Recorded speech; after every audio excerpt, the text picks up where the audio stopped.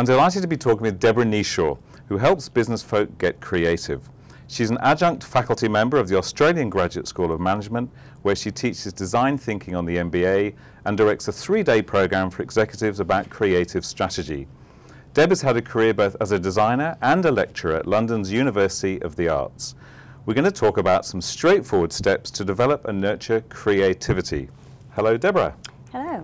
Now, Deborah, I've been following your work for quite a while, and one statement I keep coming across is this line that you say where in business we need to think increasingly the way that designers think. Please explain. Well, designers are trained to be creative, and they're trained to help companies get competitive advantage with their products. And the way they do that can easily be mimicked by business for them to gain competitive advantage and come up with great ideas. Well, okay, so give me an example. How I'm in business, how can I start to think like a designer? Maybe a couple of tips as to how I can start to do it in my work. Well, presumably you have a product or a service that you offer. Yep. And presumably you would like that product to be better than anybody else's. It would be nice. Okay. Yep. And how are you going about doing that? So a designer will help you identify what it is that's special about your product and help you to be able to market that, improve it, sell it, build on that.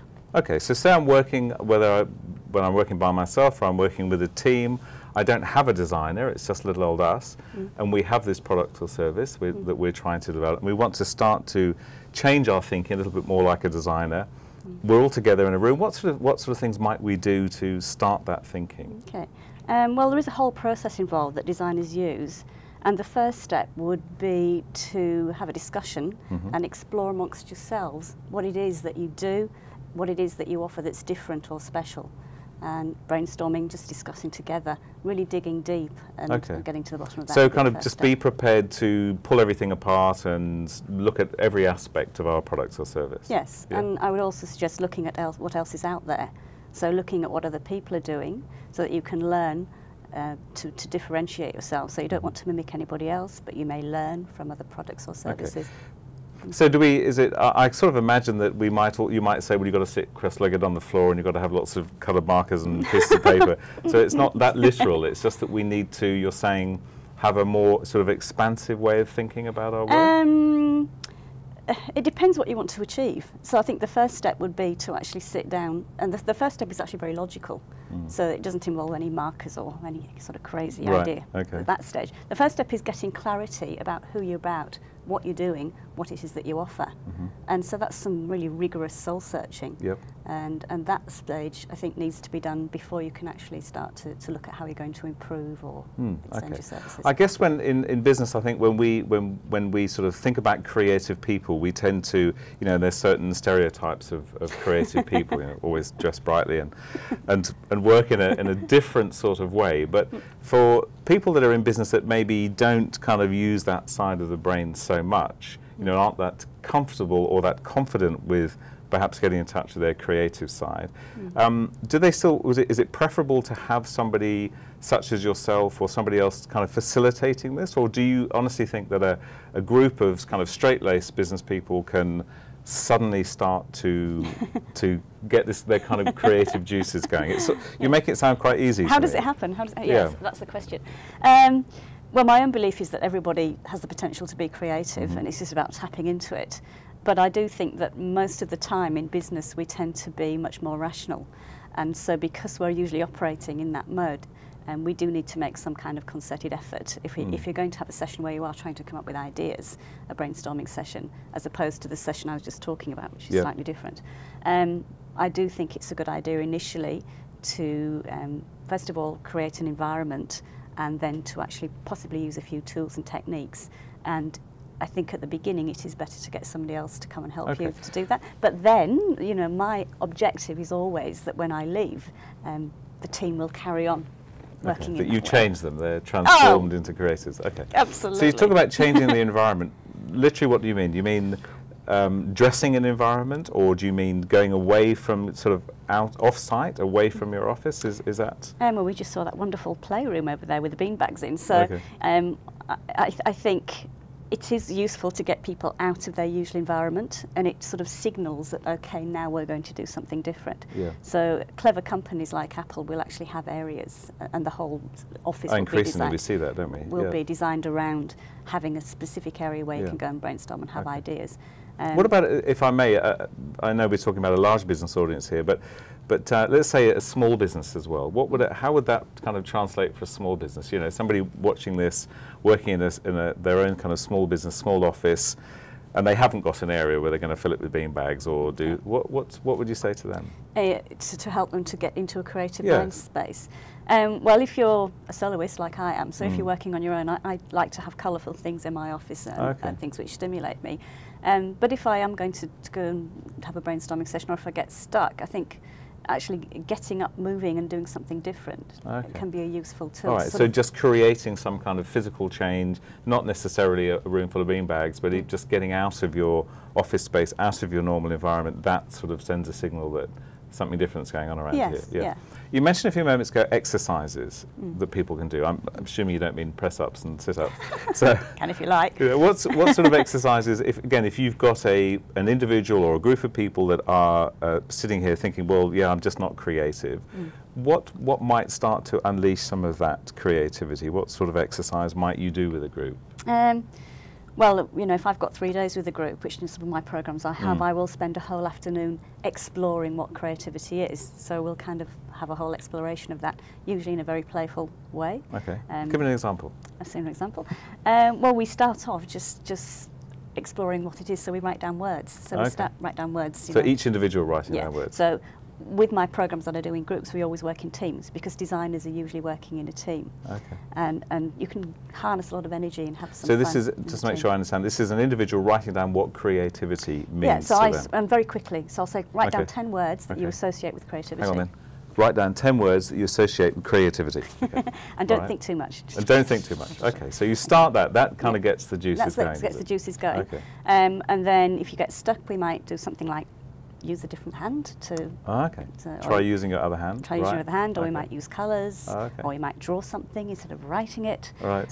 So anything to kind of speed up the process and just kind of unlock, get loose. Get loose. Right. And then what we'll do is say we're working in a table of 4 people, they'll share ideas and then they'll produce a big sheet with the top 10 words to do with creativity, and they might draw what creativity is. Or draw it, okay, all right.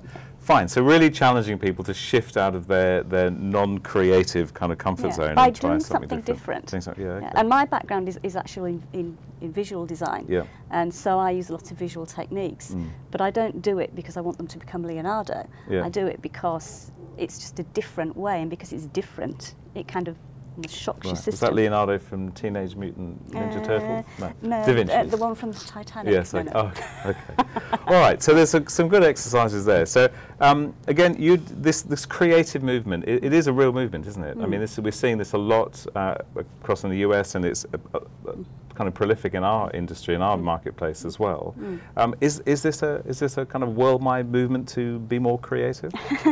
I think there's kind of a worldwide, well, not worldwide yet, but there's certainly a movement in the States called design thinking, where companies are following the Apple example and seeing how embedding thinking like a designer, thinking and acting like designers can actually be very profitable. So Apple you'd hold up as being a bit of a role model. Who else would you?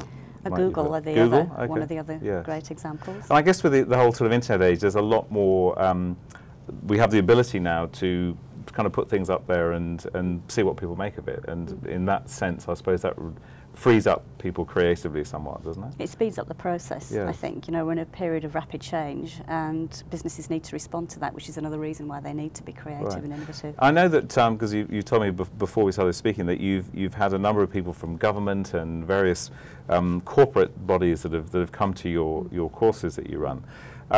What do you observe when you've got a CEO of a large corporate, or you've got somebody maybe from an army background or some such thing? I mean, they must, and you kind of bounce out there being all creative and say, write down 10 things about creative. I mean, how do they take it? Do they? Well, I lead people in gently, so I don't bounce straight out and say, here, draw a picture. So we start off with a very rational basis, looking at what's happening in business today and why, standing still is not an option, that you need to innovate just to stay, to stay where you are, never mind get ahead. So we start off with a lot of logic, and then we will go into the first step of the creativity cycle, or certainly the creative strategy cycle that I look at, which is really looking at what you're doing. And that's actually very logical. And so most executives are very comfortable in that space. And then we move slowly into, you lead them gently. Yes. Okay, so let's just recap what some takeaway tools for today is to write down what you think creativity means. So kind of 10 words, write them down quickly. That's just to get into creative mode there. This is just to, the reason why I do exercises like that is to try and create an environment which is playful. So it doesn't really matter what you do, and that's not really a crucial step of a process of having an idea. But what is a crucial step is if you're going to have an ideas brainstorming type session, is to create an environment which is different, an environment in which people will feel comfortable to be playful. Okay, I guess that's also why so many people, you speak to so many people who come back from a holiday or a trip, and they've had a kind of a real aha moment that's happened, and invariably I feel that that's because they have changed their environment. Circumstances are different. People who go to an opera or a music performance, it's not uncommon for them to come back and say, oh, and I've worked out what it is I need to do with my business, or again that's kind of what you're talking about, isn't it? Well, it's about an understanding of how the creative cycle works and how we have ideas, and they don't just pop out from nowhere. So this bit we do at the beginning, when we're looking at what we're doing, or we're looking at what we're trying to achieve, and we're looking at what the competition is doing, that's almost like an input stage of the cycle. So that's the first stage of the cycle, where you're inputting information. After that stage, you then start to output, and you may use some creative techniques like brainstorming or mind mapping, or in my case using visuals to try and come up with ideas, often in a group. But you're probably not going to come up with the best idea just like that. No. The first ideas that you come up with, are usually the first ideas that everybody else comes up with, and that's usually quite a revelation on the programs that I do. So you've got to push a bit further. And give it time. That's an absolutely crucial part of it. So don't think that you're going to come up with the best idea in half an hour. So if you know that you have a project that you need to come up with a great idea for, don't leave it till the last minute, which is what we often do. So if you've got to have that great idea on the table for discussion by 3 o'clock on Thursday, 1 o'clock on Thursday is not the best time to be starting. Except creators often say they work at their best and when the pressure's really on, but some pressure is good. Myth, but also, you see, in a design company, that would be the first stage, and then there'd be whole 2 or 3 stages after that. And so if you want to have a great idea, you have to trust that there are processes at work which we're possibly not conscious of. So we do the conscious work in inputting the information, and then we're actually outputting information by consciously trying to have ideas and noting them and generating as many ideas as possible. But then, we may have 2 of those spaced over 2 or 3 days, and then you need what's often termed an incubation phase. So a phase where you just get fed up with it, you forget all about it, you go away. So put it to one side. Put it to one side. It is often said that, then going and doing something fun and enjoyable will actually help that process along, but it's kind of going on a subconscious level, so it's kind of burbling along. So kind of get the ideas down and then be prepared to kind of step away with it and let it kind of work. Let it bubble away for a while. And that's why, how many times do you have that great idea when you're in the shower or you're on the bus on the way to work and you go, that's it. And that is part of a process. We can't control that process, but understanding that there is a process. And allowing it to happen. And allowing it to happen and allowing the time for that idea to pop up when you're on holiday, whenever. Finally, if I may, recommended reading. What if you had you had to buy a couple of books on this whole topic? What would you do? A great book called How to Think Like Leonardo da Vinci. How to Think Like Leonardo da Vinci. Okay, we'll put a link to that. And A Whole New Mind would be my number 1. A Whole New Mind. That doesn't actually really give you recommended techniques, but it really outlines why creativity will be needed in the years ahead in business. And your own book is in progress at the moment. Yes. Okay. Well, Deborah Kneeshaw, thank you so much for joining us today, and we'll talk to you again, I hope. Thank you.